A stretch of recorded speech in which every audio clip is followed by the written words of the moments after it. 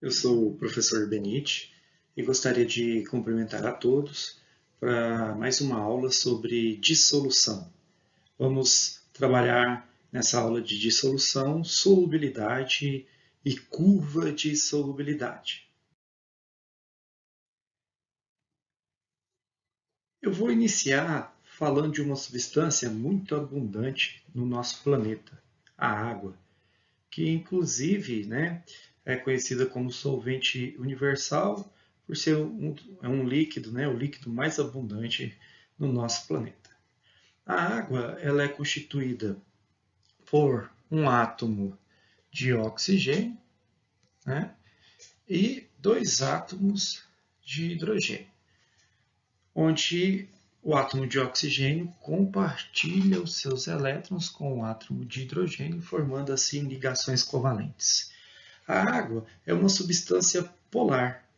Por que ela é polar? Devido à grande diferença de eletronegatividade entre o oxigênio e o hidrogênio e os seus pares de elétrons não ligantes que se encontram aqui presentes. Então, consideramos o oxigênio o elemento mais eletronegativo da ligação covalente e o hidrogênio o elemento menos eletronegativo da ligação. Então, nós podemos adicionar aqui o delta menos para o oxigênio, para lembrar que ele é muito eletronegativo, e um delta mais para o hidrogênio, para lembrar que ele é pouco eletronegativo. Então, nós temos ali uma ligação covalente polarizada. E a molécula de água em si é uma substância polar. Se nós analisarmos a molécula de água, ela possui uma geometria angular, onde a distância entre a ligação covalente do oxigênio com o hidrogênio, a distância entre essas ligações covalentes é em torno de 104 graus e 45 minutos. Muito bem. Veja que o comprimento da ligação covalente é de 95,84 picômetros. Falamos um pouquinho das características da água, porque quando falamos de solubilidade e curvas de solubilidade, com certeza, um dos solventes mais utilizados será a água. Muito bem. Só que quando você olha para um becker igual a este, veja, aqui nós temos muitas moléculas de água. Dentro desse becker não tem uma molécula de água apenas. Aqui existem várias moléculas de água, que são contadas em mol, de tão grande que é a sua quantidade. Então, uma molécula de água vai se ligar com a outra molécula de água por meio de ligações de hidrogênio.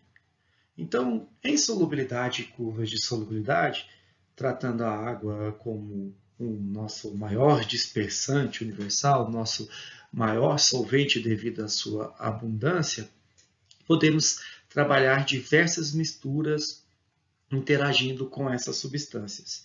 Misturas que vão formar sistemas homogêneos e misturas também que vão formar sistemas heterogêneos. Hoje, em especial, solubilidade e curvas de solubilidade, trataremos sobre misturas que tornam o sistema homogêneo, ou seja, monofásico, com uma única fase, e esses sistemas são chamados de soluções reais.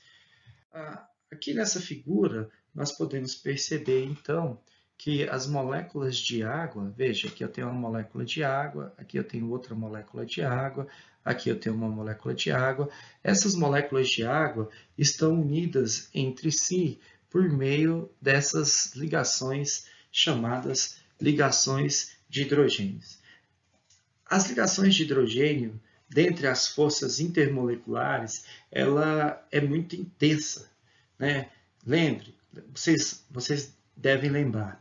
Anteriormente eu disse que a molécula de água ela é polar e ocorre uma ligação covalente entre o átomo de oxigênio e o átomo de hidrogênio. E essa ligação covalente torna, né, a molécula polarizada devido à sua geometria angular, e o átomo de oxigênio da molécula de água sente, né, aqui ó, o átomo de oxigênio da molécula de água, deixa eu mudar a cor, o átomo de oxigênio da molécula de água sente atração pelo átomo de hidrogênio.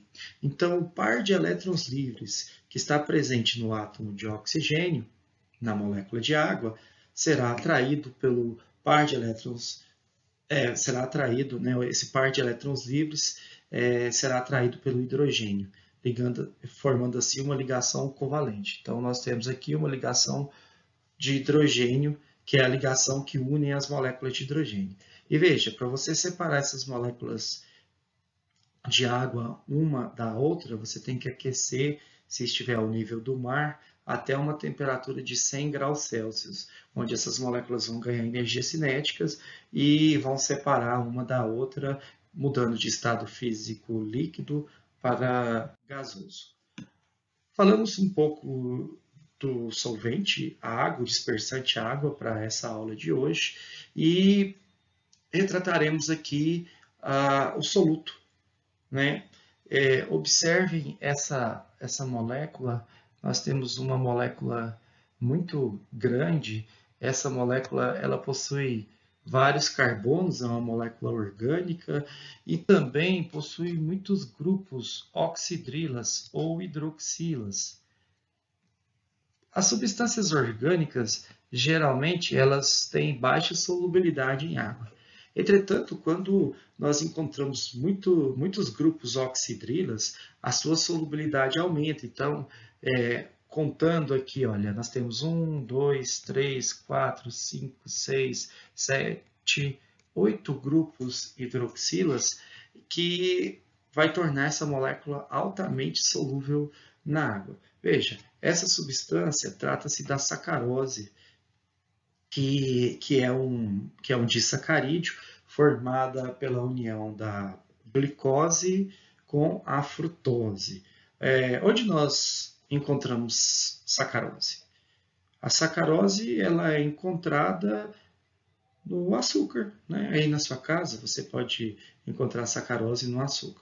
Então, estou aqui falando de uma substância que a temperatura ambiente é sólida, a sacarose, que é altamente solúvel em água. Ou seja, eu posso tratar essa substância como um disperso ou um soluto quando interage com a água. Aqui, do lado direito, nós vamos ter uma substância também, né? Que a temperatura ambiente é sólida, conhecida como cloreto de sódio. A fórmula do cloreto de sódio é NaCl. A fórmula da sacarose C12H22O11. Veja, uma molécula de sacarose, que é o nosso açúcar aqui, ó, ela possui 12 átomos de carbono, 22 átomos de hidrogênio e 11 átomos de oxigênio. Agora, o cloreto de sódio não é uma molécula, né? Porque ele não é formado por ametais. A sacarose é formada por ametais. Carbono é um ametal, hidrogênio é um ametal, o oxigênio também é um ametal. E eles ligam entre si, eles se ligam por meio de ligações covalentes, formando uma molécula com essa estrutura aqui representada, né? Já o cloreto de sódio não é uma molécula, né? É uma substância iônica. Por isso que muitas vezes nós retratamos NaCl, é a fórmula molecular do cloreto de sódio. Não, isso é errado. O cloreto de sódio não é uma molécula. NaCl nós chamamos de fórmula empírica, né? Ou fórmula mínima, que é a menor relação entre números inteiros do NaCl, que é o sódio, com o Cl, que é o cloreto. Então, nós temos a relação de um sódio, que está representado por essa bolinha roxa, com um cloreto, que está representado com essa bolinha verde. E, logicamente, que nós não temos apenas um sódio e um cloreto. Nós temos vários sódios e temos também vários cloretos que estão representados, os cloretos que estão representados com as bolinhas verdes, certo? E essas estruturas se ligam de forma intercalada, formando ligações iônicas. Então, nós temos dois tipos de disperso ou soluto, que a 20 graus Celsius são substâncias sólidas e que são muito solúveis na água, né?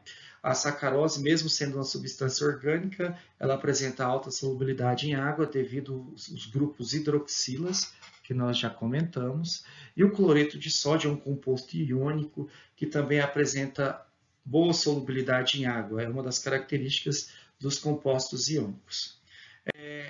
Observando a sacarose nessa fotinha aqui, ó, nesse esquema, veja, nós temos a sacarose em cubos. Quando eu olho para um cubinho desse, lá em um cubinho desse não tem apenas uma molécula de sacarose. Num cubinho desse tem várias moléculas de sacarose que são incontáveis para a gente. E essas moléculas de sacarose, elas se ligam entre si por meio de ligações de hidrogênio, né? Verificamos na imagem anterior que a molécula de sacarose tem vários grupos hidroxilas. Então, os grupos hidroxilas interagem com outros grupos hidroxilas por meio de ligação de hidrogênio. Então, uma molécula de sacarose pode se ligar a outra por ligação de hidrogênio, um grupo hidroxila ligando a outro grupo hidroxila, interagindo assim, formando uma substância, formando aí um retículo, né, molecular. Um retículo molecular. Por que um retículo cristalino molecular? Por que formou um retículo cristalino molecular? Porque são formados, né, essa estrutura ela é formada por moléculas e não por íons, como no cloreto de sódio. Então veja que nós temos sacarose ligada a sacarose, ligada a sacarose, ligada a sacarose, ligada a sacarose, ligada a sacarose, por meio de forças intermoleculares, que são as ligações que ocorrem entre as moléculas de sacarose. Então, para ela solubilizar na água, a água tem que romper essas ligações que existem entre as moléculas de sacarose, certo? E ao romper essas ligações que existem entre as moléculas de sacarose, a sacarose vai ser dispersada, ou seja, vai ser solubilizada na água. Ela vai ser dispersada pelas moléculas de água. Então, nós temos aí, né, uma dissolução das moléculas de sacarose na água. Muito bem. Aqui eu tenho a representação do retículo cristalino iônico. Vejam que o retículo cristalino iônico ele é formado, no caso, o exemplo desse retículo cristalino iônico é do NaCl, tá certo? O NaCl, que é o nosso cloreto de sódio. Veja, o átomo de sódio, aqui representado, tem número atômico 11, que são essas cargas positivas, e possui 11 elétrons na eletrosfera. Logo, ele tem um elétron na camada de valência. Ele doa este elétron da camada de valência para o átomo de cloro. Por que ele doa para o átomo de cloro? É bem simples. Porque ao doar o seu elétron para o átomo de cloro, o sódio, que tinha 11 elétrons, passa a ter 10 elétrons. O sódio, que tinha apenas um elétron na camada de valência, ao doá-lo, passa a ter 8, porque a camada anterior possui 8 elétrons. Então, ao doar o elétron, o sódio deixa de ser átomo e torna-se um cátion. Um cátion sódio, que é isoeletrônico do neônio, certo? do neônio, que tem 10 elétrons, que é um gás nobre, ou seja, o cátion sódio é uma espécie química estável. O átomo de cloro, ele tem número atômico 17, ou seja, tem 17 prótons no núcleo e possui 17 elétrons na eletrosfera, com 7 elétrons na última camada. Então, o átomo de cloro, ele, ao receber o elétron do átomo de sódio, o átomo de cloro passa a ter 18 elétrons, ou seja, ele passa a ter um elétron a mais do que tinha antes. Por isso, ele assume uma carga negativa, uma carga -1, porque ele tem um elétron a mais do que o número de prótons. Ele deixou de ser um átomo e tornou-se um íon. Íons com cargas negativas são chamados de ânions. Tudo bem? O cloro, o átomo de cloro, ao receber um elétron do átomo de sódio, torna-se uma espécie estável. Por quê? Porque o átomo de cloro tem 7 elétrons na camada de valência e, ao receber um elétron, ele passa a ter 8 elétrons na camada de valência e torna-se estável de acordo com a teoria do octeto. Veja, de 17 elétrons que o átomo de sódio possui, que o átomo de cloro possui, ele passa a ter 18 elétrons, tornando-se isoeletrônico do gás nobre argon. Muito bem, o cátion sódio, que tem um elétron a menos porque doou, por isso tornou-se um cátion. Eu posso dizer que ele é um cátion monovalente, porque a carga dele é +1. Sente atração pelo íon cloreto, que o átomo de cloro, ao receber um elétron, se torna um íon com carga -1. Então, eles sentem atrações e formam uma ligação entre os íons. Como nós chamamos as ligações entre os íons? Vocês se lembram? As ligações entre os íons são chamadas de ligações iônicas, diferente da ligação covalente que ocorre entre os átomos de ametais por compartilhamento de elétrons. A ligação entre os íons é a atração das cargas positiva e negativa, a atração do cátion com o ânion. Por isso que nós afirmamos que é uma ligação forte. Então, nesse retículo cristalino iônico, nós temos a carga positiva alternada com a carga negativa. Então, nós temos o cátion ligado ao ânion, que está ligado ao cátion, que está ligado ao ânion, de forma alternada. Esses compostos são altamente solúveis em água. A água, por ser uma substância polar, né, ela é uma molécula, né, que possui ali um dipolo, ela se liga ao íon por meio de uma ligação chamada ligação íon-dipolo, que é uma ligação muito forte. Então, a água chega no retículo cristalino, retira o cátion, retira o ânion e vai acontecendo a dissolução do cloreto de sódio. Né? Essa dissolução ela é chamada de dissociação, porque os cátions e os ânions já estão formados. Então, eu apenas dissocio essas cargas, não vão formar novas cargas. Muito bem. O cloreto de sódio, né, aquela estrutura onde tem vários átomos de sódio ligados a vários átomos de cloreto, eles formam essa estrutura, né, chamada de cristal. Então, esse é um cristal de cloreto de sódio. Às vezes você conhece o cloreto de sódio na forma de um pozinho fino, porque ele foi triturado.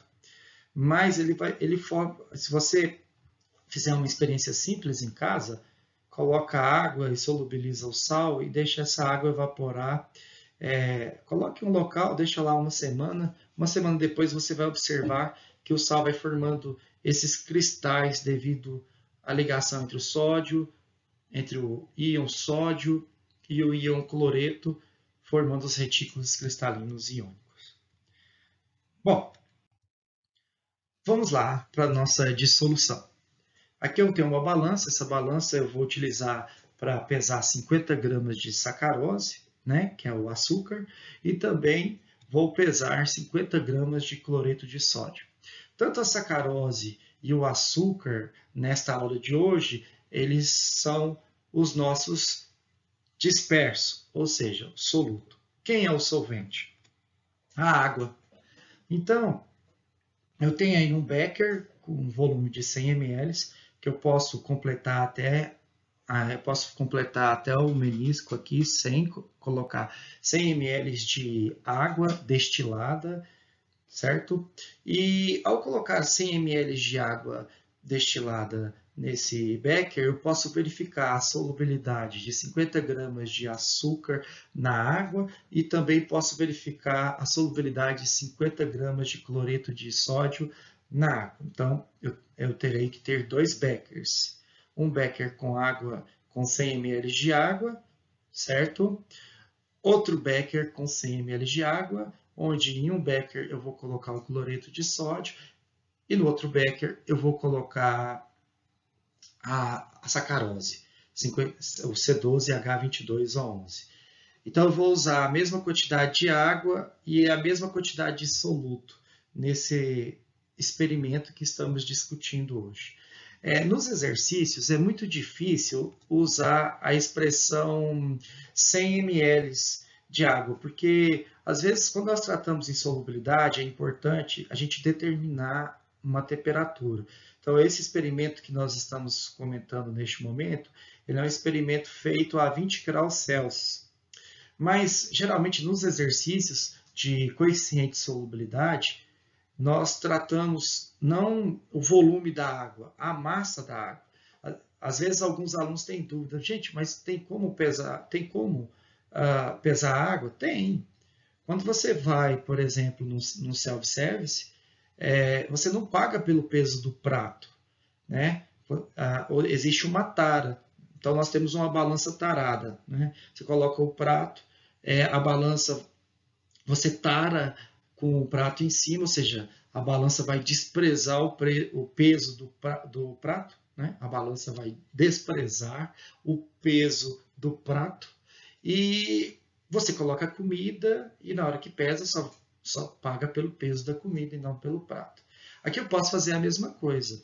Eu posso pegar o becker, colocar dentro da minha balança, vai aparecer a massa do becker, certo? Eu posso tarar, geralmente tem um botão de tara, e essa tara vai desprezar a massa do becker.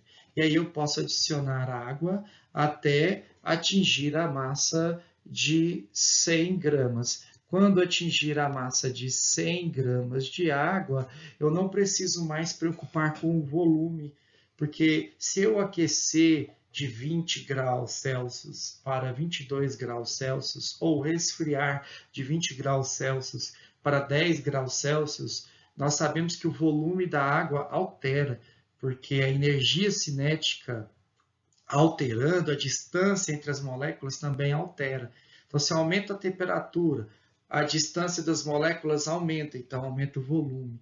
Se eu diminuo a temperatura, a distância entre as moléculas diminui, então diminui o volume. Mas a massa não muda, certo? 100 gramas aqui não vai mudar. Por isso que é muito comum aparecer estes exercícios em gramas, tá? O solvente, ele é fornecido em gramas. Muito bem, então, prosseguindo.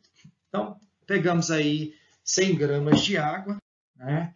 E vamos adicionar 50 gramas de cloreto de sódio e misturar bem.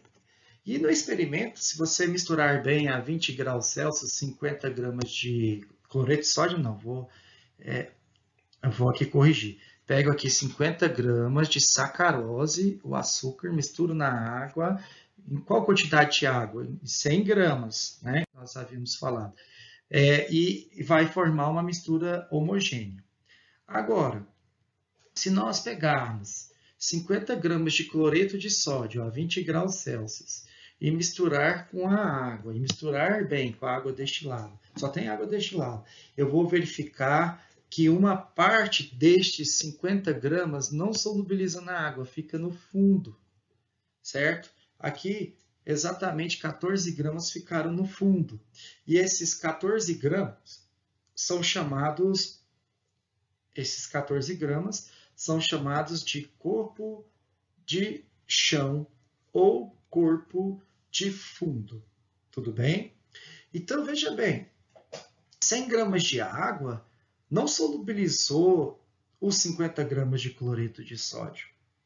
Na imagem anterior, eu peguei 50 gramas de sacarose, que é o açúcar, solubilizou em 100 gramas de água e não formou corpo de fundo. Agora eu peguei a mesma massa, só que de uma substância diferente, que é o cloreto de sódio, solubilizei em 100 gramas de água e parte desses 50 gramas não foi solúvel, neste caso 14 gramas. Então nós chegamos à conclusão que substâncias diferentes dissolvem em quantidades diferentes, certo? Então o cloreto de sódio é diferente da sacarose. Mesmo eu usando a mesma massa de cloreto de sódio e a mesma massa de sacarose, nós observamos que essas substâncias, diferentes dissolveram em quantidades diferentes, a 20 graus Celsius, em uma mesma quantidade de solvente, a mesma temperatura. Então, usamos 50 gramas de cloreto de sódio, usamos 50 gramas de sacarose, usamos 100 gramas de água. 100 gramas de água solubilizou 50 gramas de sacarose completamente e 100 gramas de água não solubilizou completamente 50 gramas de cloreto de sódio. Muito bem. Então, esse corpo de chão, esses 14 gramas que não foram solúveis, permite determinar o quanto foi solúvel. Qual foi a massa de cloreto de sódio adicionada a 100 gramas de água no experimento, usando essa temperatura aqui de 20 graus Celsius? Vocês se lembram? Muito bem. Eu escutei a resposta aí, né? Foram 50 gramas de cloreto de sódio. Se eu subtrair destes 50 gramas do cloreto de sódio que nós solubilizamos em 100 gramas de água, se eu subtrair os 14 gramas, vão restar 36 gramas de cloreto de sódio. Então, nós podemos afirmar que 36 gramas de cloreto de sódio solubilizaram na água. 36 gramas de cloreto de sódio são solúveis exatamente em 100 gramas de água, certo? Este valor que nós determinamos a uma temperatura de 20 graus Celsius, nós chamamos este valor de 36 gramas de cloreto de sódio solúvel em 100 gramas de água a 20 graus Celsius. Este valor, esta relação matemática, é chamada de coeficiente de solubilidade. Então, nós temos o coeficiente de solubilidade do cloreto de sódio, onde 36 gramas de cloreto de sódio são solúveis em 100 gramas de água. Quer dizer o seguinte, se você tem 100 gramas de água a 20 graus Celsius, ele solubiliza no máximo 36 gramas de cloreto de sódio. E nós chamamos esta relação matemática de coeficiente de solubilidade, certo?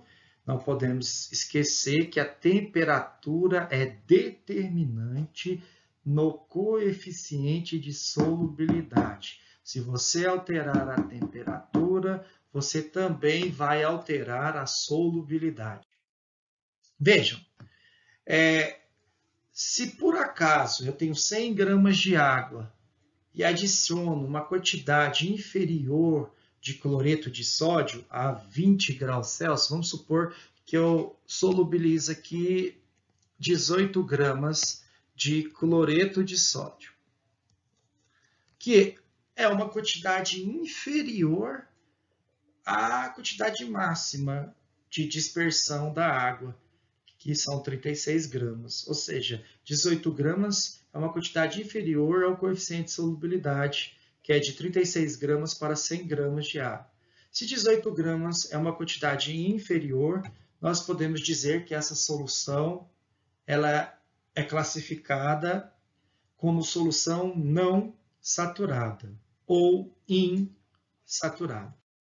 Agora, veja bem, se eu pego o exemplo, né, eu adicionei os 50 gramas de cloreto de sódio em 100 gramas de água a 20 graus Celsius, misturei bem, formou os 14 gramas de corpo de fundo. Eu posso solubilizar com agitação, posso aquecer e agitar essa mistura. Estou a 20 graus, aí eu aqueço a 30, 40, 50 e agito bem até formar uma mistura homogênea e deixo resfriar em repouso. Ou seja, eu deixo voltar a temperatura de 20 graus Celsius. Se eu pegar essa mistura que tem corpo de chão, aquecer sob forte agitação, solubilizando o corpo de chão e colocar essa mistura em repouso, deixando o ar resfriar até 20 graus Celsius, certo? O corpo de chão não será formado. Não será formado. Então, nós teremos uma solução super saturada. Porque eu sei que 100 gramas de água a 20 graus Celsius solubiliza 36 gramas de cloreto de sódio. Entretanto, neste momento, 100 gramas de água está solubilizando 50 gramas de cloreto de sódio, uma quantidade superior à máxima. Então, nós formamos uma solução super saturada. Essa solução ela é muito instável. Se você tocar ou adicionar um grãozinho de cloreto de sódio, o corpo de fundo ele é restabelecido, ele é formado novamente. Então, nós encerramos essa primeira parte da aula de dissolução fracionada. Sugiro que vocês façam anotações no caderno, certo? Revisem esse conteúdo, porque ele está presente em avaliações constantemente, né? Então, assim, não deixem de estudar dissolução fracionada. Até a próxima!